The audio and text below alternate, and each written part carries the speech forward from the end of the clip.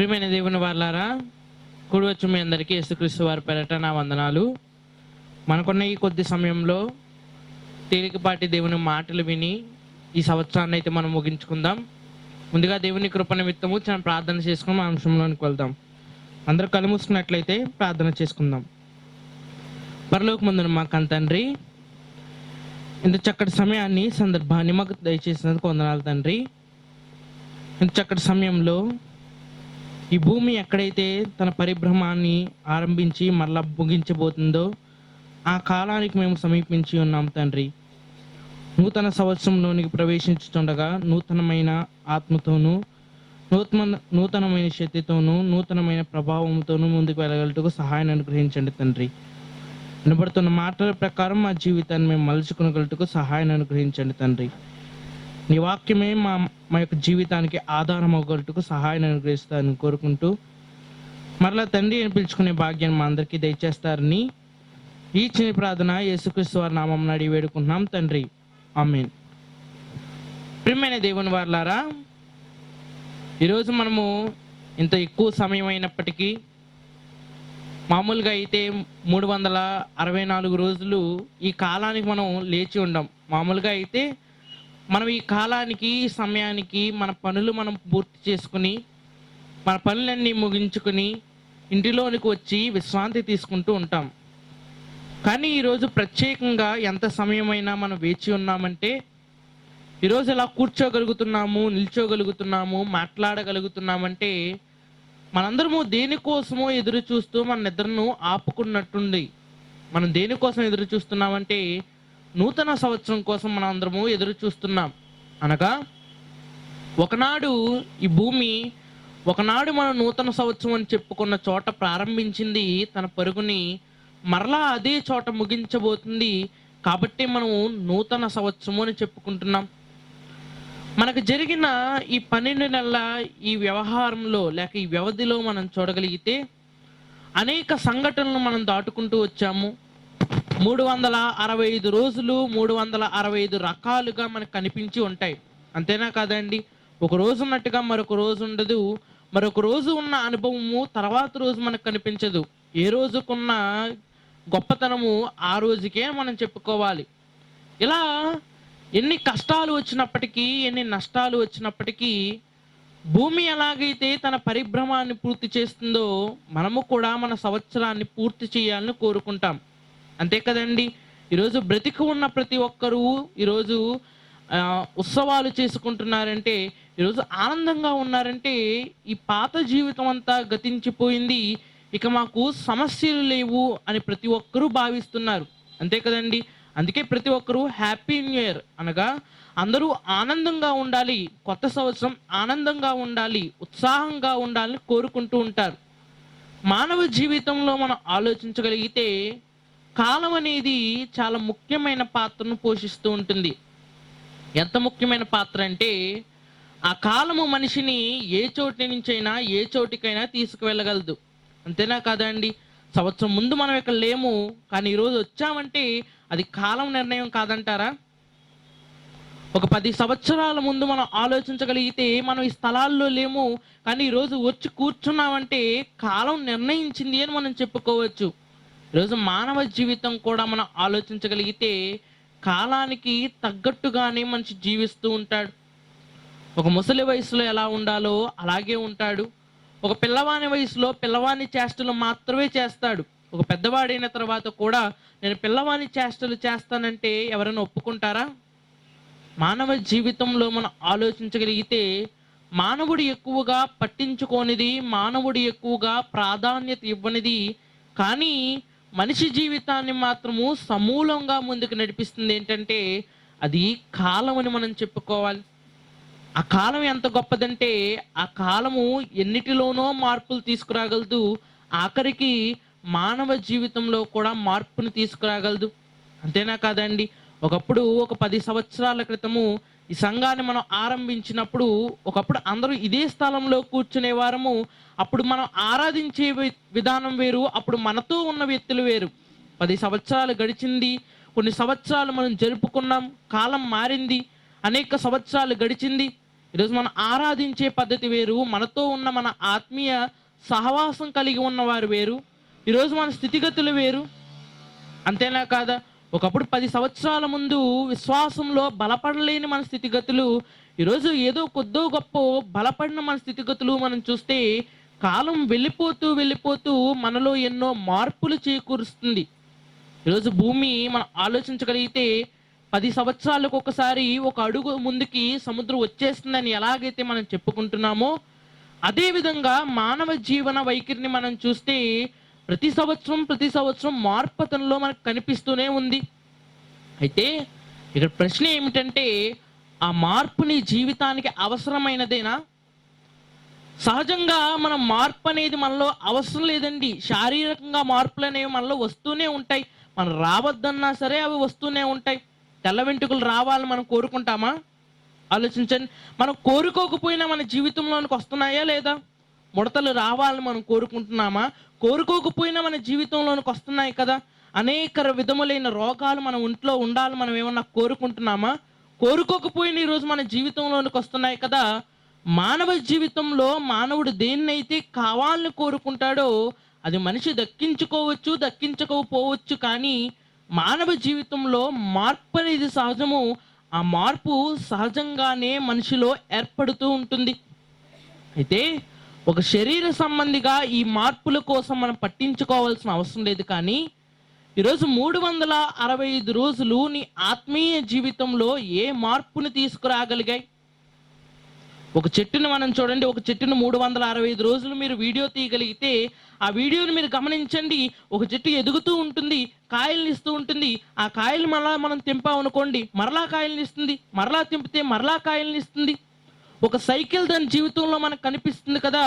మరి మన జీవితంలో మనం దేవునిలో ముందుకు వెళ్ళిపోతున్నప్పుడు, ఒకవేళ సాతాను మనల్ని దెబ్బ కొడితే మనం ఇంకా ముందుకు వెళ్ళగలుగుతున్నామా, లేదా అదే స్థితిగతుల్లో అక్కడే పడినవాడిగా మిగిలిపోతున్నామా? ఈరోజు ప్రపంచంలో అన్నీ తిరిగి చుట్టి వస్తున్నాయి కదండి. ఈరోజు మనం నివసిస్తున్న భూమి తన రౌండ్ను ఒక్కసారి పూర్తి చేస్తే సంవత్సరం అని మనం చెప్పుకుంటున్నాము.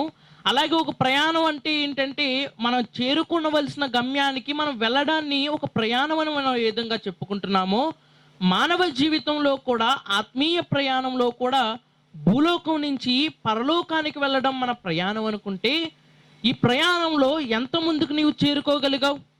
10 సంవత్సరాల క్రిందట నీ ప్రయాణాన్ని మొదలు పెట్టావు కరెక్టే. కానీ ప్రతిరోజు సమయం దొరికినప్పుడల్లా నిన్ను శోధించాలని, నిన్ను పడగొట్టాలని ఒకడు ప్రయత్నిస్తున్నాడు. అయితే ఏదో ఒక రోజు నీ వాడి ప్రయత్నానికి చిక్కుతావు, ఏదో ఒక రోజు నీ జీవితం పడిపోవలసిందే. అంతేనా కాదా? బైబిల్లో గొప్ప గొప్ప భక్తులందరూ కూడా పడిపోయిన జీవితాలుగానే మనకు కనిపిస్తున్నాయి. మహాసాత్వికుడైన మోషే గారు కూడా ఒకనాడు కోపం అనే దాని దగ్గర పడిపోలేదా?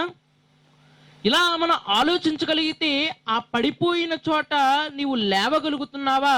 ఆ పడిపోయిన చోటే పడిపోయినట్టుగానే మిగిలిపోతున్నావా? ఈరోజు సమాజంలో మనకు అప్పుడప్పుడు కొన్ని నష్టాలు జరిగినప్పుడు, కొన్ని వైఫల్యాలు జరిగినప్పుడు సమాజం వాటిని లెక్కలు వేసుకొని బేరీజు వేస్తుందండి. ఏమనంటే, నువ్వు పలానా చోట నువ్వు ఇలా పడిపోతున్నావు కాబట్టి ఆ చోట నువ్వు తప్పు చేయకూడదు. ఒలింపిక్స్ అనే క్రీడలు జరుగుతాయి చూసారా? ఆ ఒలింపిక్స్ అనే క్రీడల్లో ఒకసారి ఒక అథ్లెట్ ఓడిపోయాడు అనుకోండి, మరలాసారి పాల్గొనేటప్పుడు ఏం చేస్తాడంటే, తన ఆడిన ఆట వీడియోలన్నీ మరలా చూస్తాడు. ఓహో, పలానా చోట నేను నిలబడలేకపోతున్నాను, పలానా చోట ఈరోజు నేను నా ఆటని ఇలా పూర్తి చేయలేకపోయాను, నాకు ఓటమి దీని వలన వచ్చింది. ఆ 5 సంవత్సరాల ఆ గ్యాప్లో ఏం చేస్తాడంటే, అతను సాధన చేస్తాడండి, ఎలాగైనా సరే ఆ లోపాన్ని సరిదిద్దుకోవడానికి. ఈరోజు సంవత్సరాలు దాటిపోతున్నాయని మనం చెప్పుకుంటున్నాం కదా. సంవత్సరాలు ఎందుకు దాటి వెళ్ళిపోతున్నాయంటే, సంవత్సరం అనేది ఒక అవకాశం అనుకుంటే, దేవుడు ప్రతిసారి నీకు అవకాశం ఇస్తున్నాడు. దేనికంటే, మరలా లేచి పరిగెట్టడానికి. అంతేనా కాదా? సంవత్సరం అంతా మనకు కష్టాలు పెట్టినా ఏదో ఒక రోజు మనం నవ్వగలుగుతున్నామంటే, మాట్లాడగలుగుతున్నామంటే అది దేవుని కృప కాదంటారా?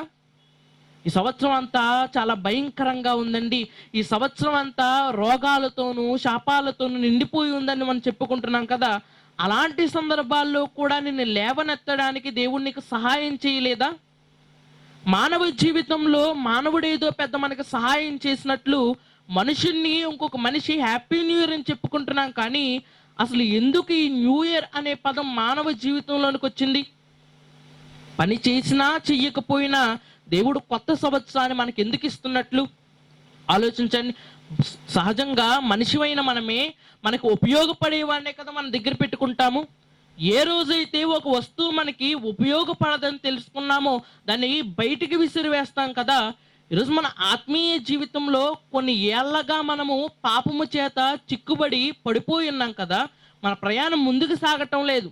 అలా ప్రయాణం ముందుకు సాగని మన జీవితాలు అవసరం లేదనుకుని దేవుడు పక్కన పడేయచ్చు కదా. మరలా మరలా మరలా మరలా సహాయం ఎందుకు చేస్తున్నాడు? జనవరి నెల దాటిపోయింది, ఫిబ్రవరి నెల దాటిపోయింది, ఇలా నెలలు దాటిపోయాయని క్యాలెండర్ తిరిగి వేస్తున్నావు, కానీ ఈ నెలలలో నేను అసలు ఏం చేశాను? నా ఆత్మీయ స్థితిగతులను మరలా నేను ముందుకు తీసుకువెళ్ళడానికి ఈరోజు మన మధ్యనే కొంతమంది స్టాక్ మార్కెట్లో ఇన్వెస్ట్మెంట్ చేస్తారండి. ఆ స్టాక్ మార్కెట్లో ఇన్వెస్ట్మెంట్ చేసిన వాళ్ళు రోజు పేపర్ చూసుకుంటూ ఉంటారు. ఎందుకు? తాము కొన్న షేర్లు నిలబడ్డాయా, పడిపోయాయా, తమకు లాభాలు వస్తాయా, నష్టాలు వస్తాయా? ఆత్మీయ జీవితంలో ముందుకు వెళ్తున్న నీవు కూడా ప్రతిరోజు సమీక్షించుకోగలుగుతున్నావా? లేదా నెలకొకసారైనా నువ్వు సమీక్షించుకోగలుగుతున్నావా? ఈ నెలలో నేను ఎంత దూరం వెళ్ళగలిగాను? దేవునితో ఎంత బాగా నేను ట్రావెల్ చేయగలిగాను? మానవ జీవితంలో దేవుడు లేని ఏ సంవత్సరాన్ని మనం ఆలోచించండి, ఆ సంవత్సరము వ్యర్థమే అని ఆయన మాట్లాడుతున్నాడు. అందుకే బైబిల్లో అతి తక్కువగా మాట్లాడబడిన ఒక వ్యక్తి ఎవరో తెలుసా? ఆయన హానోకు గారు. ఆయన గురించి ఎక్కడ మాట్లాడినా ఒకటే ఒక మాట రాయిస్తూ ఉంటాడు, హానోకు దేవునితో నడిచాను. అతని జీవితాన్ని అతను ఎక్కడ ఖర్చు పెట్టాడంటే, అతని జీవిత దినాలు 365 రోజులు దేవుడు అతనికి ఇచ్చాడు అనుకుంటే, ఆ 365 రోజులు అతను తన కుటుంబ బాధ్యతను పక్క సరిదిద్దుకుంటున్నాడు, మరొక పక్క దేవునితోనూ నడుస్తున్నాడు. ఈరోజు మనకి అంత టైం లేదనుకుంటున్నారా? నెలకొకసారైనా నీవు దేవునితో నడవగలుగుతున్నావా? ఈరోజు నీకు సమయం ఇచ్చిన వాడికే సమయం ఇవ్వలేనంత తీరిక లేని వాడిగా ఉన్నావా? ఒకనాడు అలా చేసి కదండి ఇశ్రాయేలీలు తమకున్న సమయాన్ని పోగొట్టుకున్నారు. ఒకనాడు 40 రోజుల్లో తీసుకువెళ్ళిపోతానన్న దేవుడు, ఆ దేవునికి వారు సమయం ఇవ్వలేకపోయారు, 40 రోజులు ఆగలేకపోయారు. దేవుడు ఏం చేశాడో తెలుసా?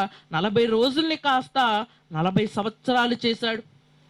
ఈరోజు దేవునిలో ఉండి నువ్వు కొత్త సంవత్సరంలోనికి ప్రవేశపెడుతున్నావా, లేక దేవుడు లేకుండానే కొత్త సంవత్సరంలోనికి వెళ్తున్నావా?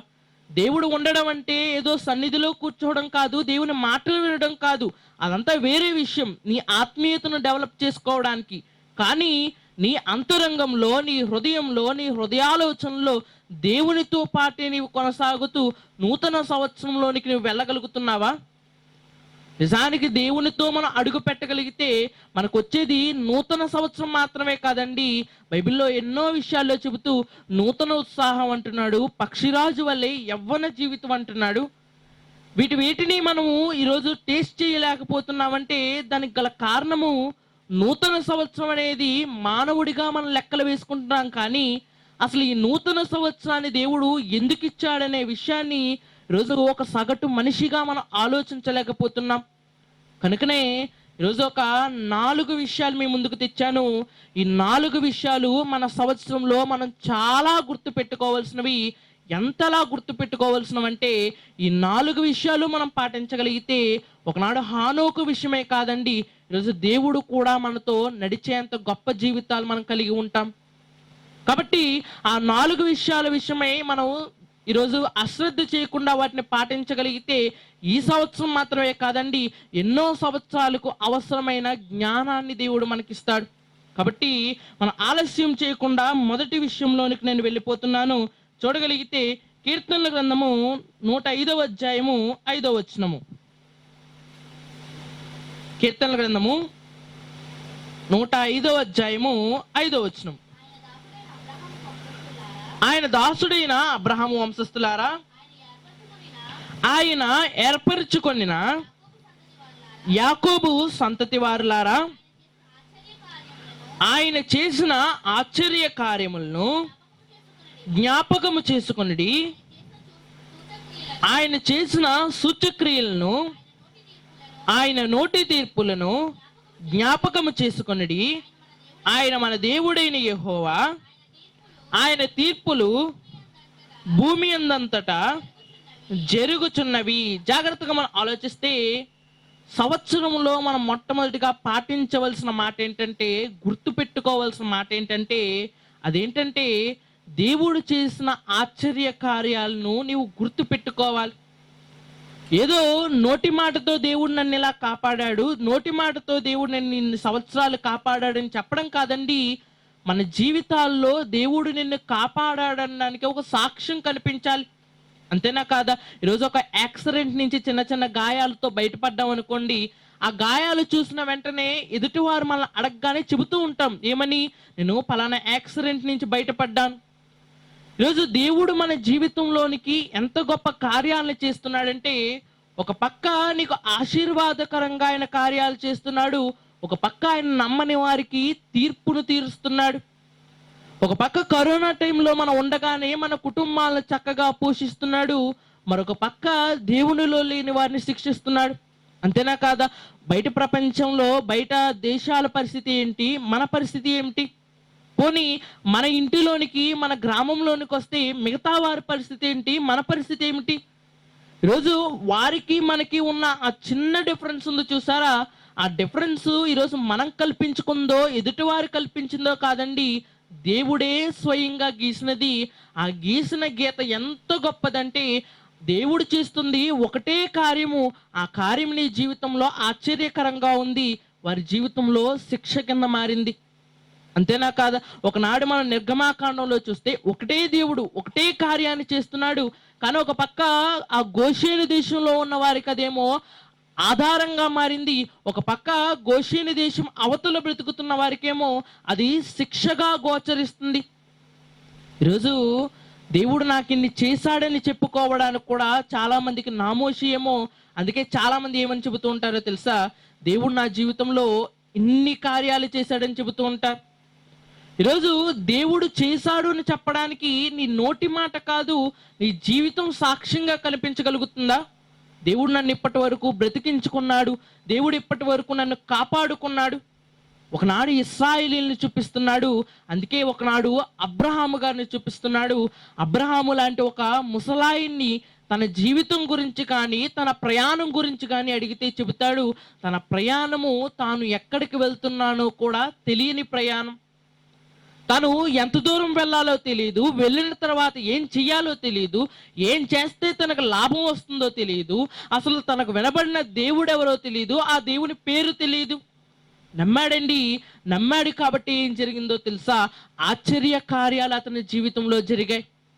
ఈరోజు అట్టి విశ్వాసం నీకు ఉండగలుగుతుందా? ఆలోచించండి. ఈరోజు అట్టి నమ్మకం నీ మీద ఉండగలుగుతుందా? ఈరోజు మనం లేచినా లేవకపోయినా భూమి తిరుగుతుందనే ఒక నమ్మకం మనకు ఉంది కదండి. ఈరోజు మనం అడిగినా అడగకపోయినా ఇంట్లో ఆహారం ఉంటుందనే నమ్మకం మనకు ఉంది కదండి. అలాంటిది మన దేవుడు మనల్ని ఎట్టి పరిస్థితి నుంచి అయినా కాపాడగలడనే ఒక నమ్మకం మనకుందా? ఒకనాడు ఆ నమ్మకం లేదా కదండి. అందుకే ఇశ్రాయేలీలు దేవుడు ఉన్నంతసేపు దేవుడు మాట వినేవారు. ఎప్పుడైతే దేవుడు కాస్త సైలెంట్ అయ్యాడో మరలా అన్య దేవతల వైపు. ఈరోజు మనకి ఇవ్వబడిన ఈ కాలంలో కూడా సమస్య వచ్చినంతసేపు మన ముఖం దేవుని వైపు చూపిస్తూ ఉంటాము, సమస్య తీరిపోయిన తర్వాత మరలా మన ముఖము లోకం వైపు చూపిస్తూ ఉంటాం. అంతేనా కాదా? మన జీవితం ఎలా ఉంటుందో చెప్పమంటారా? ఒక పక్క మందిరానికి ఒక పక్క సమాజానికి మధ్య తిరుగుతూ ఉండటం లేదా? సమస్య వచ్చినప్పుడు మందిరానికి, సమస్య తీరిపోయిన తర్వాత మరలా లోకంలోనికి. మనకు బాగా అర్థం కావాలంటే, ఓ సమస్య వచ్చింది అనుకోండి, మనుషులెవ్వరికీ కనబడం, వెళ్ళి ఎక్కడో చోట కూర్చుని ప్రార్థన చేసుకుంటూ ఉంటాం. అదే ఒక సమస్య తీరిపోయిన తర్వాత లోకం మన చుట్టూ చేరుతుంది, ఏమంటారో తెలుసా? సమస్య తీరిపోయింది కదా, పార్టీ ఏది? లోకం ఇదే కదా, ఈ మాటలు చెప్పే కదా. ఈరోజు ఒక పక్క దేవునికి కానివ్వకుండా ఇంకొక పక్క లోకానికి చెందనివ్వకుండా మన జీవితం ఏ విధంగా ఉందంటే, అటు రెండు పడవల మీద కాలేసినట్టుగా లేదా? సమస్య వస్తే దేవుని దగ్గరికి, సమస్య పోతే లోకం దగ్గరికి. దేవుడు ముందుగానే చెప్పాడు కదా, ఒక దాసుడు ఒక యజమాన్ని మాత్రమే సేవించగలడు, ఇద్దరు యజమానుల్ని అతను సేవించలే. ఒకవేళ సేవించినా సరే ఒకడు మంచివాడని చెబుతాడు, మరొకడు చెడ్డవాడని చెబుతాడు. ఒకడు బాగా జీతం ఇస్తాడని చెబుతాడు, మరొకడు ఇవ్వడని చెబుతాడు. మరొకరి దగ్గర గొప్పతనం ఉందని చెబుతాడు, మరొకరి దగ్గర లేదని చెబుతాడు. ఈరోజు ఈ సంవత్సర కాలంలో నీ జీవితం కూడా అదే విధంగా ఉందా? దేవునిలో స్థిరమైన వారిగా ఉన్నావా, లేక అటు లోకంలోనికి ఇటు దేవుళ్ళలోనికి ఊగిసలాడే జీవితంగా ఉందా? అందుకే ఆయన బైబిల్లో రాయిస్తూ కూడా ఏమంటున్నాడంటే, స్థిరమైన హృదయం కలిగిన వారే. మన దేవుడు కూడా ఎలాంటి హృదయం కలిగిన వాడో తెలుసా? ఆయన ద్విమనస్కుడు కాదు. ఆయనలో గమనాగమనాలు లేవు, ఆయనలో ఛాయ లేదని చెబుతున్నాడు.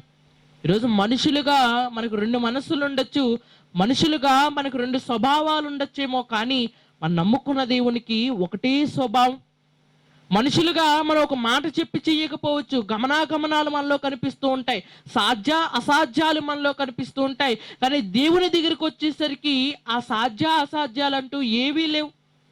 మనుషులుగా మనకంటూ కొన్ని లిమిట్స్ ఉంటాయేమో, కానీ దేవుని దగ్గర ఆ లిమిట్స్ అంటూ ఏమీ ఉండదు. కానీ మనం గుర్తు పెట్టుకునేది ఎవరినో తెలుసా?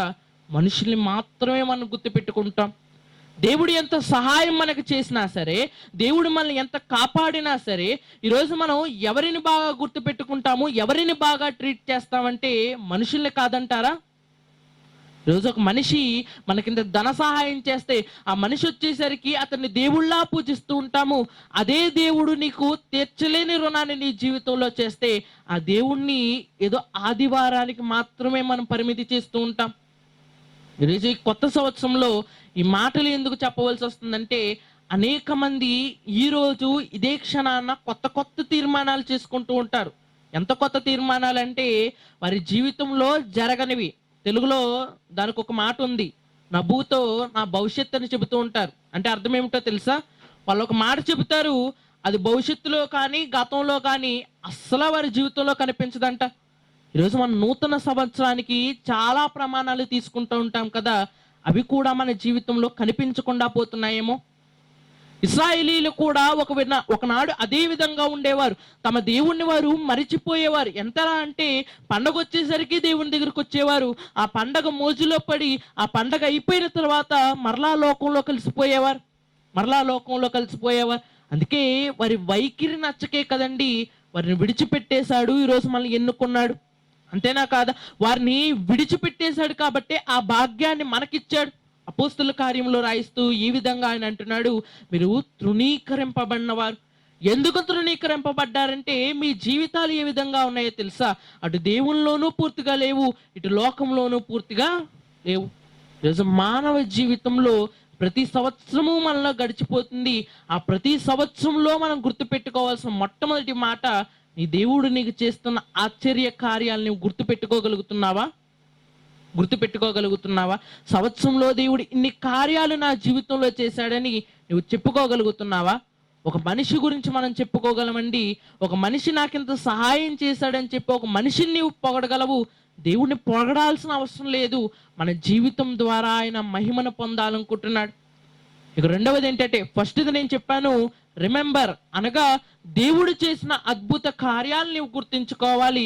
రెండవది రీఫోకస్, అనగా దేని మించైతే నీ దృష్టిని నీవు మరల్చుకున్నావో, దేని నుంచైతే నీ దృష్టిని నీవు తిప్పుకున్నావో, ఏదైతే విలువైనదుందో దాన్ని విడిచిపెట్టావో మరలా దాని వైపు నీ హృదయాన్ని తిప్పడం. ఈరోజు మన జీవితాలు మనం ఆలోచించగలిగితే, ఒకసారి మన జీవితాలు మనం జాగ్రత్తగా డీప్గా అనలైజ్ చేస్తే, మన జీవితంలో ఏదైతే ముఖ్యమైనది ఉందో దాన్ని విడిచిపెట్టేస్తూ ఉంటాం. ఈరోజు పనికిరాని లోకానికి ఇచ్చేంత మన అటెన్షన్ దేవుళ్ళలో మనం ఇవ్వగలిగితే ఈరోజు మన స్థాయి వేరేగా ఉండేది. ఈరోజు అన్ని సంవత్సరాలు ఒకలాగే గడిచిపోతున్నాయి, అన్ని రోజులు ఒకలాగే గడిచిపోతున్నాయి అనుకుంటున్నారా? మన చుట్టూ అనేకమైన కార్యక్రమాలు జరగటం లేదా? మంచినా కానివ్వండి, చెడైనా కానివ్వండి, మన ప్రాంతాల్లో, మన దగ్గర ప్రాంతాల్లో, మన వెళ్తున్న రూట్లో, మన ఇంటి పక్కల చుట్టుపక్కల అనేకమైన విషయాలు జరుగుతున్నాయి. వాటన్నిటి మీద పెట్టిన దృష్టి ఒకసారి మనం దేవుని మీద పెట్టగలిగితే ఆ దేవుడు ఎంత గొప్పవాడో నీకు అర్థమవుతుంది. 365 రోజులు అంటే మనం సహజంగా కళ్ళు మూస్తే వెళ్ళిపోతున్నాయి, కళ్ళు తెరిస్తే వస్తున్నాయి, నేను బ్రతికినా బ్రతకకపోయినా క్యాలెండర్ తిప్పేసరికి వెళ్ళిపోతున్నాయి అనుకుంటున్నాం. కానీ ఆ 365 రోజుల్లో సూర్యుడి చుట్టూ భూమి తన ప్రయాణాన్ని ఎంతో కష్టంతో ముందుకు తీసుకువెళ్తుంది. తాను ఒక పక్క పాడైపోతూ ఆ బాధను భరిస్తూ మరొక పక్క మనకి ఆనందాన్ని పంచడానికి తన ప్రయాణాన్ని ఏదో విధంగా ముక్కుతోనో ములుగుతోనో తన ప్రయాణాన్ని ముందుకు తీసుకువెళ్తుంది. ఈరోజు ఆత్మీయ జీవితంలో ముందుకు వెళ్తున్న మనకి సృష్టి నేర్పిస్తుంది ఏంటో తెలుసా? తను ఎక్కడైతే తన ప్రయాణాన్ని మొదలుపెట్టిందో మరలా అక్కడే తన ప్రయాణాన్ని ముగిస్తుంది. అంతేనా కాదా? 3వ స్థానంలో ఉండవలసిన భూమి మరలా వచ్చే సంవత్సరానికి 4వ స్థానానికి ఏమన్నా వెళ్ళిపోతుందా? 3వ స్థానంలో దేవుడు ఏ కక్ష అయితే పెట్టాడో భూకక్ష అని చెప్పుకుంటాం కదా, ఆ భూకక్షలోనే భూమి తన చుట్టూ తాను తిరగటం లేదా? సూర్యుడి చుట్టూ తిరగటం లేదా? ఈరోజు దేవుడు మనకి కూడా ఒక దారిని నిర్ణయించాడండి. ఆ దారి ఏంటో తెలుసా? మనం దేవుని వాక్యాల్ని వింటూ దేవుణ్ణి చేరుకోవాలి. ఒక క్రైస్తవుడిగా మనకు ఉండవలసిన లక్ష్యం అదే, మనం చేరుకోవలసిన చోటదే. కానీ దాన్ని తప్పితే అన్నీ మన జీవితంలో మనం ఫోకస్ ఇస్తూ ఉంటాం కదా. ఉదయాన్నే వచ్చే వాట్సాప్ మెసేజ్లకు మనం ఫోకస్ ఇస్తూ ఉంటాము. ఉదయాన్నే వచ్చే లోకంలో చెత్త వార్తలన్నిటికీ మన అటెన్షన్ ఇస్తాం. కానీ ఎప్పుడైనా నా దేవుడు ఈరోజు నాతో ఏం మాట్లాడాలనుకుంటున్నాడని ఏ రోజైనా ఆలోచించామా? ఈరోజు నా దేవుడు నాకు ఏ విషయాన్ని చెప్పాలనుకుంటున్నాడు, ఏ విషయాన్ని నేర్పించాలనుకుంటున్నాడని ఏ రోజైనా నీ దేవుని మీదకి నీ అటెన్షన్ నీవు మరలించగలిగావా? ఒకనాడు దావీదు గారు ఆ పని చేశారండి. అందుకే దావీదు గారు తనను తాను గురించి ఆయన సగర్వంగా చెప్పుకుంటుంది ఏంటంటే, దివారాత్రము ఆయన ధర్మశాస్త్రాన్ని నేను ధ్యానించగలుగుతున్నాను. నా జీవితంలో మేలైన దాన్ని విడిచిపెట్టి నేను దూరముగా వెళ్ళిపోతానేమో అని ప్రతిరోజు ఏం చేస్తున్నానో తెలుసా? దాని మీద నేను ఫోకస్ చేయగలుగుతున్నాను. ఈరోజు నీ జీవితంలో ఒక కష్టం వచ్చి నిన్ను దేవుడి నుంచి దూరం చేసిందా? మరలా అదే దేవుని మీద కేంద్రీకరించే అంత జ్ఞానం నీ దగ్గర ఉందా? ఈరోజు ఒక పిల్లవాడు తన తల్లిదండ్రులకు తోడుగా వెళ్తున్నప్పుడు, తన తల్లిదండ్రులతో నడుస్తున్నప్పుడు ఎవరైనా అడ్డొచ్చారనుకోండి, ఆ అడ్డు తొలగిన వెంటనే అతను చేసే పని ఏంటో తెలుసా? తన తల్లిదండ్రులు ఎక్కడ ఉన్నారో అతను గుర్తిస్తూ ఉంటాడు. ఆ గుర్తించిన తర్వాత వారు ఎటు వెళ్తున్నారో గమనిస్తారు, వారితో పాటు వెళ్ళడానికి ట్రై చేస్తూ ఉంటారు. ఈరోజు మనం కూడా యేసుక్రీస్తు వారు నడిచిన అడుగు జాడల్లో ముందుకు వెళ్ళాలని మనం కోరుకున్నాం కదా. కానీ మనకి లోకంలో అనేకమైన అడ్డంకులు, అనేకమైన శ్రమలు వస్తుండగా వాటిని చూసి మనం పక్కకు వెళ్ళిపోతున్నామేమో. కానీ ఒకసారి దేవుడు నిన్ను వాటి నుంచి రక్షించిన తర్వాత మరలా నీ ఫోకస్ దేవుని మీద నీవు పెట్టగలుగుతున్నావా? దేవుని మీద నీ యొక్క చెప్పగలిగితే, మనం ఆలోచించగలిగితే మన దృష్టిని ఆయన మీద కేంద్రీకరించగలుగుతున్నామా? ఒకనాడు బైబిల్లో భక్తులు ఆ విధంగా చేశారండి. అందుకే వారు దైవికమైన వారిగా ఉన్నారు, మనము శారీరకమైన వారిగా ఉన్నాం. ఇక 3వ విషయాన్ని దగ్గరకు వచ్చేస్తాను. మొట్టమొదటిది రిమెంబర్, అనగా దేవుడిని ఆశ్చర్య జీవితంలో చేసిన ఆశ్చర్య కార్యాలు నువ్వు గుర్తు పెట్టుకోవాలి. రెండవది, నీ జీవితంలో నువ్వేం చేయాలంటే రీఫోకస్, అనగా దేని నుంచి అయితే నీ దృష్టిని విలువైన వాటి నుంచి మరల్చుకున్నావో మరలా అదే విలువైన వాటి మీద నీ దృష్టిని పెట్టాలి. ఇక 3వది ఏంటంటే, నీ జీవితంలో ఎప్పుడైనా నీవు పడిపోయావని నీవు తలంచగలిగితే మరలా నీ జీవితాన్ని అక్కడి నుంచే ప్రారంభించు. అదే రీస్టార్ట్ అని కూడా చెప్పచ్చు. ఒక వ్యక్తి తన పరుగు పందెంలో ఎక్కడైతే పడిపోయాడో ఆ పడిపోయిన చోటే మ్యాక్సిమం ఆగిపోడండి. తన ప్రయాణాన్ని ముందుకి కొనసాగించాలనుకుంటాడు. రోజు భూమి మీద మనం చెప్పుకుంటూ ఉంటాం కదా, పక్షులకు చాలా పట్టుదలండి. అందుకే అవి కొన్ని వేల మైళ్ళు దాటుకుని మన భారతదేశానికి, మన ఆంధ్ర రాష్ట్రానికి వస్తున్నాయని మనం చెప్పుకుంటున్నాం కదా. ఏం చేస్తాయంటే అలసిపోతాయండి. అవి కూడా మార్గం మధ్యలో ఆగుతాయి. మరలా అవి రీఛార్జ్ అవ్వగానే మరలా ఏం చేస్తాయంటే మరలా తమ ప్రయాణాన్ని స్టార్ట్ చేస్తాయి. ఈరోజు ఈ 12 నెలల్లో ఎన్నిసార్లు నీవు దేవుని విషయంలో ఆగిపోలేదు? ఆగిపోయిన ప్రతిసారి నీ ప్రయాణాన్ని మరలా రెట్టింపు వేగంతో నీవు మొదలెట్టగలుగుతున్నావా?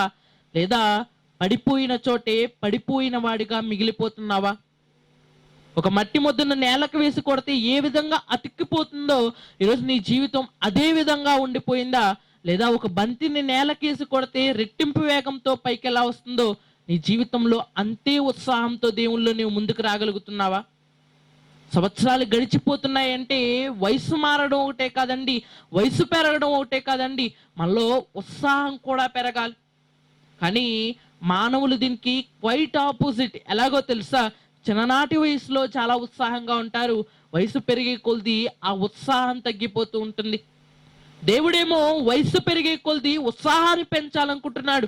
అందుకే తన మాట వినే వారి కోసం ఆయన ఏం చెబుతున్నాడంటే, ఒక పక్షిరాజు తన వయసు అయిపోయినా సరేలే మరలా ఉత్సాహాన్ని, మరలా నూతన బలాన్ని ఎలాగైతే తెచ్చుకుంటుందో నీ జీవితంలో ఇవ్వాలని కోరుకుంటున్నాను. ఈరోజు మానవులుగా మనం ఈ హ్యాపీ న్యూ ఇయర్ అనే ఆనందం మనకు ఎంతసేపు ఉంటుందో తెలుసా? ఈ రోజు ఉంటుంది, రేపు ఉంటుంది, మ్యాక్సిమం మొదటి నెల మొదటి వారం వరకే ఉంటుంది. ఆ తర్వాత ఎవరు చెప్పరు, చెప్పినా ఇష్టపడరు. అంతేనా కాదా? ఈ రోజే కేక్ కటింగ్లు, రేపు ఉండవు. కానీ సంవత్సరం అంతా ఆనందించడానికి దేవుడు చెబుతున్నాడు. మానవుడేమో ఒకరోజు ఆనందాన్ని కావాలని కోరుకుంటున్నాడు. ఈరోజు అందుకే చూడండి, మానవుడు ఎప్పుడు తన శైలిలో ఆలోచిస్తున్నప్పుడు ఆలోచన విధానానికి ఎక్కడో కూడా బ్రేకులు పడుతూనే ఉంటాయి. మానవుడు మనం చూడగలిగితే ఐరన్ రెక్కలతో ఎగరాలనుకున్నాడు, దానికి కూడా కొన్ని లిమిట్స్ ఉన్నాయా లేదా? కానీ దేవుడు చేసిన ఒక పక్షికి చూడండి, దానికి లిమిట్ అంటూ లేదు. ఇంకా చెప్పమంటారా, దాని 40 సంవత్సరాల జీవితంలో దాని వయసు అయిపోయినా సరే, దాని బలము ఉడికిపోయినా సరే, మరలా నూతన ఉత్సాహాన్ని దేవుడు ఇస్తున్నాడు. ఈరోజు ప్రకృతి అంతా చూడండి, ప్రకృతి ఎక్కడ ఆగిపోయినా సరేలే మరలా అక్కడే ప్రారంభిస్తుంది. ఈరోజు దక్షిణ ధ్రువంలోనూ ఉత్తర ధ్రువంలోనూ అనేక ఎలుగుబంట్లు నివసిస్తూ ఉంటాయి కదా. అవి చలికాలం వచ్చేసరికి తినడం ఆపేస్తాయి, హైబర్నేషన్ అనే ఒక స్థితిలోనికి వెళ్ళిపోతాయి, తమ జీవన క్రియను ఆపుకుంటాయి. మరలా ఎండాకాలం ఎప్పుడైతే ప్రారంభమైందో, మరలా ఎక్కడైతే ఆహారం దొరుకుతుందో, మరలా తన జీవన విధానాన్ని మరలా మొదలు పెడుతుంది. ఈరోజు మనం తరచుగా మాట్లాడుకుంటూ ఉంటాం కదా, ఓ గొంగలి పురుగు, అది కూడా ఏం చేస్తుందో చెప్పమంటారా? ఒకానొక స్థితిలో తన జీవితాన్ని ఆపేసుకుంటుందండి, మరలా నూతన ఉత్సాహంతో తన జీవితాన్ని మొదలు పెడుతుంది. ఈరోజు ఈ 6 నెలల్లో ఎన్నిసార్లు నీ జీవితాన్ని మొదలు పెట్టావు? ఎన్నిసార్లు నీ జీవితంతో ఉత్సాహంతో ముందుకు వెళ్ళగలుగుతున్నావు? బైబిల్లో ఒక వ్యక్తిని మీకు చూపిస్తానండి. ఆ వ్యక్తి మనలా నిరుత్సాహపడిపోలేదు, ఆ వ్యక్తి మనలా డేలా పడిపోలేదు, పడిపోయిన చోటే అతను ఉండిపోలేదండి, రెట్టింపు వేగంతో పైకొచ్చాడు. ఎవరా వ్యక్తిని మనం ఆలోచిస్తే లూకాసు వార్త 19వ అధ్యాయము 7 నుంచి 9 వచనాలు. లూకాసు వార్త 19వ అధ్యాయము 7 నుంచి 9 వచనాలు. అందరూ అది చూచి, ఈయన పాపి అయిన మనుషుని యొద్ద బస చేయు వెళ్ళనని చాలా సనుగుకొని జక్కయ్య నిలవబడి, ఇదిగో ప్రభువా, నా ఆస్తిలో సగము బీదలకిచ్చుచున్నాను. నేను ఎవని యొద్దైనను అన్యాయముగా దేనినైనను తీసుకునే యెడల అతనికి 4 అంతులు మరలా చెల్లింతునని ప్రభువుతో చెప్పెను. అందుకు యేసు, ఇతడును అబ్రహాము కుమారుడే, ఎందుకనగా నేడు ఇతని ఇంటికి రక్షణ వచ్చి ఉన్నది. జాగ్రత్తగా మనం ఆలోచిస్తే ఎవరి కోసం ఈ సందర్భం రాయబడుతుందంటే, మనందరికీ బాగా తెలిసిన వ్యక్తి, ఇతని పేరుతో కన్నా మన ఇష్టమైన పేరుతో బాగా పిలుస్తూ ఉంటాం. ఎవరో తెలుసా? పొట్టివాడైన జక్కయ్య. తన జీవితంలో మనం ఆలోచిస్తే ఒక వృత్తిని ఎన్నుకున్నాడండి, తన కుటుంబాన్ని పోషించుకోవడానికి, తన్ను తాను పోషించుకోవడానికి. ఏ వృత్తి అంటే అది మన భాషలో చెప్పుకోవాలంటే ఒక వడ్డీ వ్యాపారాన్ని ఇతను ప్రారంభించాడు. అంతేనా కాదా? ఆ వడ్డీ వ్యాపారంలో కొన్నాళ్ళు అయ్యేసరికి ఇతను కూడా తన ఆదాయాన్ని పెంచుకోవాలనుకున్నాడు. ఆదాయాన్ని పెంచుకోవాలంటే సహజంగా క్రమమైన పద్ధతిలో వెళ్ళాలంటే తన బిజినెస్ ను అతను గ్రో చేయాలి. అనగా తన రేంజ్ ఇంకా పెంచుకుంటూ వెళ్ళిపోవాలి. తన యొక్క ఎక్కడి నుంచి అయితే తన ఆ వ్యాపారాన్ని పెడుతున్నాడో ఆ వ్యాపారాన్ని అతను విస్తరించాలి. కానీ ఉన్న చోటు నుంచే ధనం రావాలనుకుంటున్నాడు, ఆ ధనం తన కుటుంబానికి చేరాలనుకుంటున్నాడు, తన కుటుంబం ఎన్నో విషయాల్లో ముందుండాలనుకున్నాడు. ఒక అక్రమమైన దారిని ఎన్నుకున్నాడండి. ఆ అక్రమమైన దారి అతనికి ఏం పేరును తీసుకొచ్చిందో తెలుసా? పుట్టివాడైన జక్కయ్య కాదు, పాపి అయిన జక్కయ్య. అతని జీవితం అక్కడితో ఆగిపోయింది. అప్పటి వరకు ఎంచక్క అతను కూడా సగటు మనిషే, అప్పటి వరకు అతను కూడా ఒక సగటు వ్యాపారి. కానీ ఎప్పుడైతే ఒక అక్రమమైన దారిని ఎంచుకున్నాడో అతని జీవితం అక్కడితో ఒక ఫుల్ స్టాప్ పడిపోయింది. ఏమనంటే ఇతను పాపి అయిన జక్కయ్య, ఇతనితో మనకు సంబంధాలు ఏవి లేవు. అంతేనా కాదా? ఈరోజు లోకంలో ఒక గొప్పగా వెళ్తున్నవాడు కూడా ఒకసారి అరెస్ట్ అయ్యాడు అనుకోండి, అతనితో మనం మాట్లాడతామా? అతను మనకు తెలిసిన వాడైనా సరే, మన బంధువు అయినా సరే, అతను మనకు సంబంధించిన వాడు అని మనం చెప్పుకోవడానికి కూడా ఇష్టపడం కదా. ఒకనాడు యోధా సమాజం కూడా అదే చేసిందండి. అప్పటి వరకు జక్కయ్య నా బంధువు అంటే నా బంధువు, నా బంధువు నాకు తెలిసిన వాడని గొప్పగా చెప్పుకున్నారు. ఎప్పుడైతే అతనికి పాపి అయిన జక్కయ్య అని పేరు వచ్చిందో సమాజం అతన్ని వదిలేసిందండి. ఎందుకో చెప్పమంటారా? ఈ పాపితో నాకు సంబంధము ఏంటి? ఈ పాపితో మేము ఉన్నామంటే మమ్మల్ని కూడా పాపి అనుకుంటారు. జక్కయ్యకి ఆందోళన మొదలైంది. ఏంటంటే అందరూ నన్ను పాపి అయిన జక్కయ్య అంటున్నారు. ఒకనాటి నా స్థితి ఏంటి, ఈరోజు నా స్థితి ఏంటి అని పట్టించుకునేవారే లేదా? అందరూ నా పాపాన్ని అసహించుకుంటున్నారే కానీ నా పాపాన్ని తీసివేసేవాడే లేడా? ఒకరోజు వచ్చాడండి ఒక ఆయన, ఎవరిని పిలవటం లేదు, ఒకే వ్యక్తిని పిలుస్తున్నాడు. అయినా జక్కయ్య కిందకి రా, మీ ఇంటికి వెళ్ళాలి. వెళ్ళిన తర్వాత కూడా ఒకటే మాట చెబుతున్నాడు, నీవు కూడా అబ్రహాము కుమారుడు. ఎందుకు ఆ మాట చెప్పాడంటే జక్కయ్య కూడా ఒక మాట చెప్పాడండి. ఏంటో చెప్పమంటారా? నేను తీసుకున్న దానికి 4 గింతలు ఎక్కువ నేను చెల్లిస్తాను. మనసు మారిందా లేదా? పాప స్థితిలో పడిపోయిన తర్వాత లోకం అతన్ని అణిచివేస్తుంది. ఏమనంటే నువ్వు పాపివి, నువ్వు వడ్డీ వ్యాపారం చేసేవాడివి, నువ్వు అక్రమంగా తీసుకుంటావు, నువ్వు దొంగతనంగా తీసుకుంటావు, నువ్వు అబద్ధికుడివి. లోకం అతన్ని అణిచివేస్తుంది, అతను పైకి రానివ్వకుండా. కానీ దేవుడు ఏం చేశాడో తెలుసా? అతన్ని ఉత్సాహపరిచాడు. అతనిలో పాపాన్ని కానివ్వండి, అతన్ని ఉత్సాహపరిచాడు. ఏమనంటే నీవు కూడా అబ్రహాము కుమారుడివే. ఈరోజు దేవుని వాక్యాన్ని మనం ఎందుకు చదవాలని అడిగితే నేను చెప్పే మొట్టమొదటి రీజన్ ఏంటంటే దేవుని పాపము మనలో ఉన్న పాపాన్ని అసహించుకుంటుంది తప్పితే మనల్ని కాదండి. దేవుని పాపానికి అయిష్టమైనది మనలో ఉన్న పాపము మనము కాదు. అందుకే దేవుడు పాపి అయి ఉన్న వాడిని కూడా కావాలని కోరుకుంటున్నాడు, కానీ ఆ పాపాన్ని మాత్రం ఆయన సహించి వేయటం లేదు. అందుకే పాపుల కోసము, పాపులతో నిండిపోయిన ఈ లోకానికి తన కుమారుని ఎందుకు పంపించాడంటే ఆయనకి తన కుమారుల ఇష్టము, తన కుమారుల్లో ఉన్న పాపము కాదు. ఈరోజు ఈ సంవత్సర కాలము దేవుడు నీకు ఎందుకు ఇచ్చాడంటే నీ జీవితాన్ని పునఃప్రారంభించడానికి. పాపములో మిలిచిపోయిన మన జీవితాలు, పాపముతో మిగిలిపోయిన మన జీవితాలు, ఎక్కడైతే మన జీవితాన్ని ఆపివేశామో అదే చోటు నుంచి మరలా ప్రారంభించాలని కోరుకుంటున్నాడు. అలా ప్రారంభించిన మన జీవితాలు ఎంత గొప్పవంటే ఆయన అంటున్నాడు, నీవు కూడా అబ్రహాము కుమారుడివే. నేడు నీ ఇంటికి ఏం వచ్చిందో తెలుసా? రక్షణ వచ్చింది. అలా మిగిలిపోయే జీవితమే. లోకం అంటూ ఉంటుంది, నువ్వు నీ దారిని పోతానే ఉంటావు. అంతేనా కాదు? అప్పటి వరకు లోకం అతని పాప అన్నది అతను పెద్ద పట్టించుకునేవాడు కాదు. కానీ ఏ రోజైతే ఆయన వచ్చి నీవు పాపివి కాదన్నాడో, తాను పాపిని కాదని తెలుసుకున్నాడు, తాను చేస్తున్న పని పాపము అని తెలుసుకున్నాడు. ఈరోజు దేవుడు ఆ విషయాన్ని ఈరోజు మనకి తేట తెల్లంగా చెప్పాలనుకుంటున్నాడు. మనిషిగా మన నిజానికి పరలోకానికి అర్హులైన వారమే, కానీ పాపం ఏం చేస్తుందంటే మన జీవితాలకు అడ్డుగోడగా నిలుస్తూ మనల్ని ముందుకు వెళ్ళనివ్వకుండా చేస్తుంది. దేవుడు అసహించుకునేది ముందుకు వెళ్ళని మన జీవితాలు కాదండి, ఆయన అసహించుకునేది అడ్డుగోడగా ఉన్న పాపాన్ని. నిజానికి దేవుడే గనక అలా చేశాడనుకోండి, దేవుడే గనక మన జీవితాన్ని అసహించుకున్నాడు అనుకోండి, భూమి మీద ఈ సంవత్సరానికి ఈ క్షణానికి మనం భూమి మీద ఉంటామా? ఈరోజు అనేకమైన జీవితాలు దేవుడు వద్దనుకున్నాడు కాబట్టి భూమి మీద లేవు. ఈరోజు మనం కావాలనుకున్నాడు కాబట్టి ఈరోజు భూమి మీద మనం ఉన్నాం. 4వ విషయం నేను వెళ్ళిపోతాను.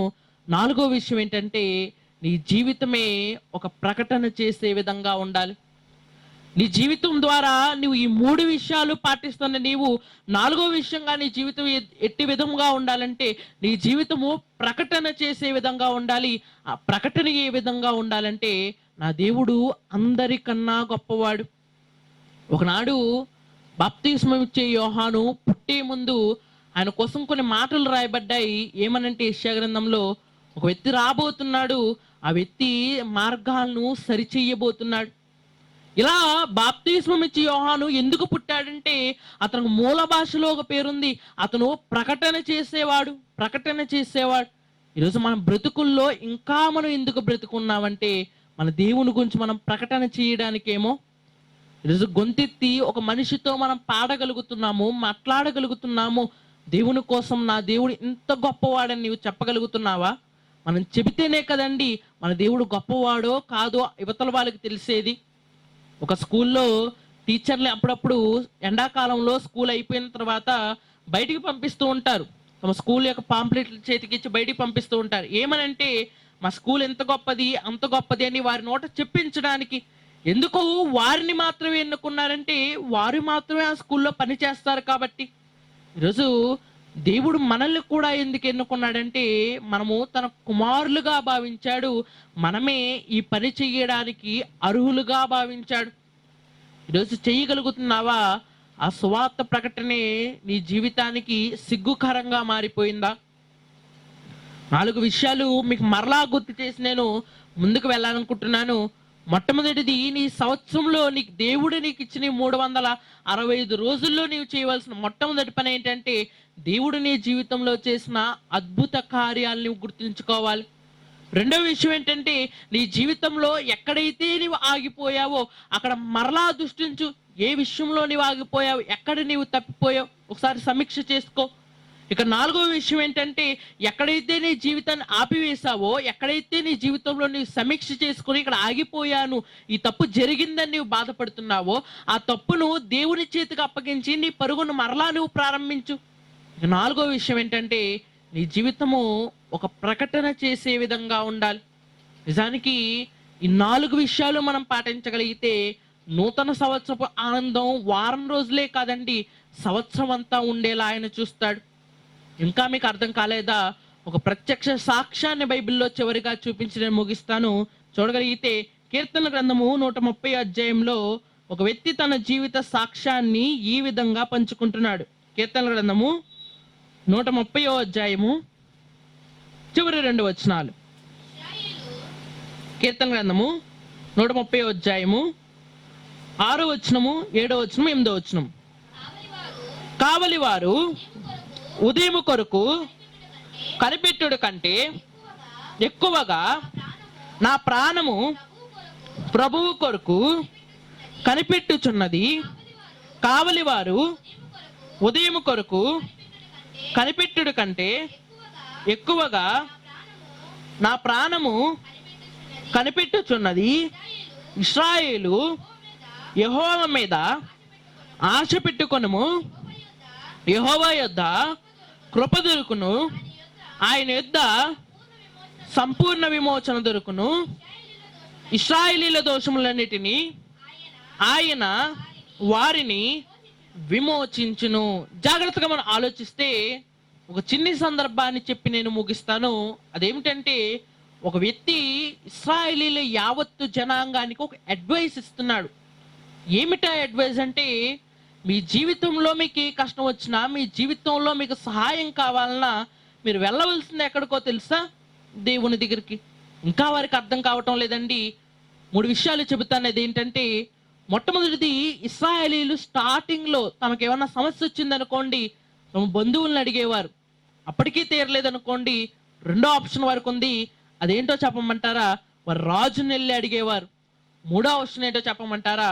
ఒకవేళ రాజు కూడా ఈ సమస్య తీర్చలేకపోతే మరి దేవుని దగ్గరికి వెళ్ళేవారు.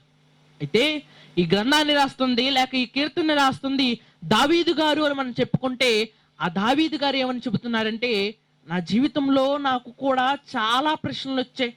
ఎన్ని ప్రశ్నలు అంటే, ఒకనాడు నేను గొర్రెలు కాచుకుంటున్నప్పుడు ఒక వ్యక్తి మా ఇంటికి వచ్చాడు, నన్ను పిలిచాడు. ఎవరా వ్యక్తో తెలుసా? దీర్ఘదర్శి అయిన సమూయేలు గారు. వచ్చిన తర్వాత నాకు తెలియని పని, నేను ఎరగని పని ఒకటి చేశాడు, నన్ను అభిషేకించానని చెప్పాడు. ఏమిటో ఇప్పుడు ఆ అభిషేకించిన తర్వాత అతని ఆలోచనలు ఏ విధంగా ఉంటాయంటే, గొర్రెల కాపరిగా ఉన్న నా పరిస్థితి ఏంటి, అభిషేకించిన నా పరిస్థితి ఏమిటి? అభిషేకించిన తర్వాత నేను గొప్పవాడిని అవ్వాలి కదా, అభిషేకించిన తర్వాత నేను ఉన్నత స్థితికి చేరుకోవాలి కదా, ఇంకా నేను ఈ గొర్రెలు కాస్తున్నానేమిటి? అదే దావీదు గారు ఒక 40 సంవత్సరాల తర్వాత రాజ్య పరిపాలన చేస్తున్నప్పుడు అతనే అనుకుంటున్నాడు, ఆయన ఎందుకు కృప దొరికిందయ్యా. ఆ కృప ఏంటో తెలుసా? ఒకనాడు 40 సంవత్సరాల ముందు నాకు వచ్చిన ప్రశ్నకి నాకు ఈరోజు సమాధానం దొరికింది. ఈరోజు నీ జీవితంలో అనేకమైన సమస్యలు కానీ, అనేకమైన సందేహాలు కానీ నీ ఆత్మీయ జీవితాన్ని ముందుకు వెళ్ళనివ్వకుండా ఆపేయచ్చేమో. మనుషులు దానికి కొంతలో కొంత నీకు సమాధానాన్ని చూపించగలరేమో కానీ పరిపూర్ణమైన సమాధానాన్ని ఏ మనిషి నీకు చూపించలేడు. అది ఎంత గొప్పదంటే, దేవుడు చూపించే ఆ సమాధానం ఎంత గొప్పదంటే ఈ సంవత్సరానికి ఈ ప్రశ్నకు మాత్రమే కాదండి, అది ఎలాంటి ప్రశ్నకైనా సమాధానాన్ని చూపించగలిగింది. ఆ సమాధానము ఎంత గొప్పదో చెప్పమంటారా? ఒక విషయాన్ని, నా జీవితంలో జరిగిన ఒక్క విషయాన్ని నేను చెబుతాను. నేను ఎక్కువగా దేని మీద నమ్మకం ఉంచేవాడినంటే, మొట్టమొదట మనుషుల మీద నమ్మకం ఉంచేవాడిని. ఎంత ఎక్కువ అంటే, మా అమ్మ నాకు ఇది చేసి పెడుతుంది, మా నాన్న నాకు ఇది చేసి పెడతాడని నమ్మకం ఉండేది. కానీ కొన్ని పరిస్థితుల్లో ఏమయ్యేదంటే, వారు కూడా కొన్ని పనులు నాకు చేసి పెట్టలేకపోయేవారు. ఇలా అయ్యింది, ఇలా చేయలేకపోయాం, ఏదో ఒక కారణాలు వారు చెప్పేవారు. ఆ తర్వాత వారిని వదిలేస్తే, మనుషుల్ని వదిలేస్తే నాకు దొరికిన రెండో ఆప్షన్ ఏంటంటే, ఈరోజు మనం వాడుకుంటున్న టెక్నాలజీ ఎంత గొప్పదంటే, మనుషులకు ఒక గంట సేపు చెప్పేది టెక్నాలజీకి ఒక కమాండ్ ఇస్తే వెంటనే చేస్తుంది. అవునంటారా కదా? ఈరోజు ఎక్కడికో వెళ్ళి తేవాలని మనుషులు ఇంత పెద్ద రూట్ చెబుతారు. అదే రూట్ మన కంప్యూటర్కి ఇచ్చామనుకోండి, వెంటనే చేసేస్తుంది. అందుకే ఈరోజు నేను దాని ముందు ఎక్కువగా కూర్చోవడానికి, దాని ముందు ఎక్కువ ఆసక్తి చూపించడానికి గల కారణము, అది నా పనులను నన్ను ఏ ప్రశ్న అడగకుండా నా ప్రశ్న ప్రతి దానికి సమాధానం చెబుతుంది. అంతేనా కాదా? ఈరోజు మనం గూగుల్ని ఎందుకు ఉపయోగిస్తున్నాం? నాకు వచ్చే ప్రతి ప్రశ్నకు అది సమాధానం చెబుతుంది. అయితే కొన్నిసార్లు నాకు కూడా దాని ముందు కొన్ని చిక్కు ఎదురయ్యేది. నెట్ లేకపోతే అది కూడా పనిచేయదు. కొన్ని ప్రశ్నలకు అది కూడా సమాధానం చెప్పలేకపోతుంది. ఆ ప్రశ్నలు ఏంటో చెప్పమంటారా? చనిపోయిన తర్వాత ఏం జరగబోతుంది? వచ్చే సంవత్సరానికి ఇదే రోజుకి నేను ఉంటానా? ఒకవేళ ఉంటే ఏం చేస్తాను? ఈరోజు గూగుల్ అనేది ఈ రోజు నుంచి పలానా రోజు వరకు ఎన్ని రోజులు ఉందో, ఎన్ని నిమిషాలు ఉందో, ఎన్ని సెకండ్లు ఉందో మనకి క్యాలిక్యులేట్ చేసి చెప్పగలదేమో, కానీ ఆ సెకండ్కి నీవు ఉండగలవో లేదో గూగుల్ ఏమన్నా ఖచ్చితంగా చెప్పగలదా? ఈరోజు ఆ కాలాన్ని నిర్ణయించేవాడు ఆ కాలం గురించి అసంతృప్తితో నేను 3 ఆప్షన్లు ఎత్తుక్కున్నాను. మొట్టమొదటిది మనుషులు నాకు సహాయం చేయలేకపోయారు. రెండవది ఈరోజు మనం నమ్ముకుంటున్న టెక్నాలజీ, ఆ టెక్నాలజీ కూడా నాకు సహాయం చేయలేకపోయింది. ఇక మూడవది ఎవరంటే దేవుడు. ఆ దేవుడు ఎంత గొప్పవాడో చెప్పమంటారా? రాత్రికి రాత్రే కాలాన్ని మార్చే చాలా గొప్పవాడు. ఈరోజు ఇలా ఉంది, రేపు ఇదే పరిస్థితి మరొకలా ఉండబోతుంది. అందుకే ఆయనకాయనే ఏమని చెప్పుకుంటున్నాడో తెలుసా? ఉన్నవాడును అని చెప్పుకుంటున్నాడు. మనుషులుగా మనకి ఏదన్నా సమస్య వస్తే మన టెక్నాలజీ మన పక్కన ఉండదు, మన తల్లిదండ్రులు మన పక్కన ఉండరేమో, కానీ ఎలాంటి సమస్యలో ఉన్నా, ఎలాంటి సందర్భంలో ఉన్నా ఆయన ఏమంటున్నాడో తెలుసా? ఉన్నవాడును అని చెబుతున్నాడు. ఆయన నమ్మగలిగితే ఆయన ఇచ్చే అభయం ఏంటో చెప్పమంటారా? అదే చెబుతున్నాడు. ఈరోజు కావలి కాసేవారు, వాచ్మెన్స్ ఉంటారు చూసారా? ఆ వాచ్మెన్స్ నైట్ డ్యూటీ ఎక్కిన కాడ నుంచి పొద్దున్న తెల్లారేంత వరకు ఎప్పుడు సూర్యుడు వస్తాడా అని ఎట్టి విధంగా వారు ఎదురు చూస్తారో, ఒక క్రైస్తవుడు కూడా అట్టి విధముగా వారు ఎదురు చూడాలి. నా ప్రభు ఎప్పుడు వస్తాడా? నూతన సంవత్సరం కోసం ఎదురు చూడక్కర్లేదండి, వచ్చేస్తుంది. అంతేనా కాదా? మనం పడుకున్నా వచ్చేస్తుంది, మనం ఈ టైంలో తిన్నా వచ్చేస్తుంది, ప్రయాణం చేసినా వచ్చేస్తుంది. అంతేనా కాదా? ఈరోజు మనం చెప్పుకుంటున్నాం కదా, ఈరోజు మనం ఇప్పుడు మాట్లాడుకుంటున్నామా? వేరే దేశాల్లో అప్పుడే న్యూ ఇయర్ అనేది వచ్చేసింది, 12 దాటిపోయింది. ఈరోజు కాలమైనా లేట్ అవ్వచ్చేమో, కానీ కాలానికి అధిపతి క్రీస్తు లేట్ అవ్వడండి. ఆయన అన్ని దేశాలకు ఒకటే సమయంలో రాబోతున్నాడు. కాబట్టి నూతన సంవత్సరం నీకేమి నేర్పించాలంటే, మనుషుల కన్నా టెక్నాలజీ కన్నా నీ దేవుడు నీకు గొప్పవాడని. నూతన సంవత్సరంలో నూతనత్వంతో మనం ముందుకు వెళ్ళగలిగితే నూతన ఉత్సాహాన్ని నింపే బాధ్యత అయింది. నూతన సంవత్సరం అని చెప్పుకుంటున్నాం కదా, నూతన సంవత్సరము నిత్య నూతనంగా ఉండాలంటే నాకు ఒక వ్యక్తి సమాధానంగా దొరికాడు. మీరు అదే సమాధానాన్ని ఆశ్రయించగలిగితే, ఆయన చెబుతున్నాడు నేను ఉన్నవాడను. ఇంకా ఆయన ఏమని చెబుతున్నాడంటే, నువ్వు విడబను ఎడబాయను అని చెబుతున్నాడు. ఇలాంటి సంవత్సరాలు ఎన్ని రానివ్వండి, ఇలాంటి సంవత్సరాలు మనం ఎక్కడున్నా రానివ్వండి, మన పక్కన మన మనుషులు లేకపోయినా మనకి పర్వాలేదేమో, కానీ మన దేవుడు మనతో ఉండాలి. ఆయన ఉంటే ప్రతిరోజు నూతనమైన రోజే, ఆయన ఉంటే ప్రతి సందర్భము నూతనమైనదే. మనుషుల దృష్టికి అసాధ్యమైనా సరే ఆయన తన జీవితంలో ప్రతిదీ సాధ్యము చేయగలిగిన వ్యక్తి. ఈరోజు ఈ ఆత్మీయ ప్రయాణంలో 10 సంవత్సరాలు మనం ముగించుకున్నామేమో, లేక శారీరక ప్రయాణంలో మరొక సంవత్సరాలు మనం దాటి వెళ్ళిపోతున్నామేమో. ఈ దాటి వెళ్ళిపోయే సంవత్సరం మనకు చెప్పే పాఠం ఏమిటి? ఆలోచించుకోండి. మన సంవత్సరం, ప్రతి సంవత్సరం క్యాలెండర్ మీద ప్రతిరోజు నువ్వు ఏం పని చేసావో ఒక్కసారి రాసుకోండి. అలా ఒక వారంలో కనీసం 2 రోజులైనా దేవునికి నీవు కేటాయించగలుగుతున్నావా? ఈరోజు నేను చెప్పే మాట ఏంటో తెలుసా? నా కుటుంబంలో ఆ పని జరుగుతుంది. మా కుటుంబంలో ఉన్న క్యాలెండర్ని చూడండి, ప్రతిరోజు ఏదో ఒక పని దేవుని కోసం మేము కేటాయించగలుగుతున్నాం. ఎందుకు ఈ మాట చెబుతున్నానంటే, ప్రతి కుటుంబము ఆ విధంగా ఉండాలని, కావాలని కోరుకుంటున్నాడు. అందుకేనండి నూతన సంవత్సరం అనే పేరు ఎందుకు పెట్టాడంటే, పాతబడిపోయిన జీవితాల్లో నూతనత్వాన్ని నింపాలని ఆయన కోరుకుంటున్నాడు. ఈరోజు పాత జీవితాలతో, పాతాళానికి దగ్గరైపోయిన జీవితాలతో ఉన్న మనకి నూతన సంవత్సరం పేరుతో నూతనత్వాన్ని నింపి నిత్య జీవానికి వారసులు చేయాలనుకుంటున్నాడు. కాబట్టి నూతన సంవత్సరం ఆనందాన్ని మాత్రమే కాదండి, ఆనందంతో పాటు దేవుడిచ్చే ఉత్సాహాన్ని కూడా నింపుకోండి. ఆ ఉత్సాహం ఎప్పటి వరకు పనిచేస్తుందో తెలుసా? 2021 మాత్రమే కాదు, దాదాపు 3020 వచ్చినా సరే అది నువ్వు బ్రతికి ఉన్నంత కాలం పనిచేస్తుంది. కాబట్టి అటు దేవుని కృప నిమిత్తము, అటు దేవుడిచ్చే ఉత్సాహం నిమిత్తము ప్రార్థన చేసి ఆ దేవుని యొక్క ఉత్సాహంతో నూతన సంవత్సరంలో ప్రవేశిస్తారని కోరుకుంటూ ఈ చిన్న మాటలు ముగిస్తున్నాను. చివరిగా చిన్న ప్రార్థన చేసుకుని ఈ అంశాన్ని అయితే మనం ముగించుకుందాం. అందరూ కళ్ళు మూసుకున్నట్లయితే ప్రార్థన చేసుకుందాం. పరలోకమందున మా కన్న తండ్రి, చక్కటి సమయాన్ని, సందర్భాన్ని మాకు దయచేసిన కొందనాలు తండ్రి. మేము నిమిత్త మాత్రము తండ్రి భూమిని తిప్పుతున్నది, కాలాలు జరిగిస్తున్నది. ఈరోజు నూతన సంవత్సరంలోనికి అడుగు పెట్టామంటే అది నీ దయ తండ్రి. సంవత్సరం అయిపోయాక చెప్పుకోవడం కాదు తండ్రి, సంవత్సరంలో ప్రతిరోజు నిన్ను కనపరచగలుగుటకు సహాయాన్ని అనుగ్రహించండి తండ్రి. మనుషులుగా వ్యర్థమైన వాటిగా మేము వాటిని ఖర్చు పెట్టకుండా, ఇచ్చిన కాలంలో ప్రతిరోజు విలువైన దానిగా భావిస్తూ, విలువైన నీ కోసం మా జీవితాన్ని మేము ఖర్చు పెట్టగలుగుటకు సహాయాన్ని అనుగ్రహించండి తండ్రి. ఎలాంటి పరిస్థితులు, ఎలాంటి అడ్డంకులు వచ్చినా నీవు మాతో ఉన్నవనే ధైర్యంతో మేము ముందుకు వెళ్ళగలుగుటకు సహాయాన్ని అనుగ్రహిస్తానని కోరుకుంటూ, మరలా తండ్రిని పిలుచుకునే భాగ్యాన్ని మాకు ఎప్పటికీ దయచేస్తారని ఈ చిన్న ప్రార్థన యేసుక్రీస్తు నామమున అడిగి వేడుకుంటున్నాం తండ్రి. ఆమేన్. చదువుగా మీ అందరికీ ప్రభు పేట నా వందనాలు.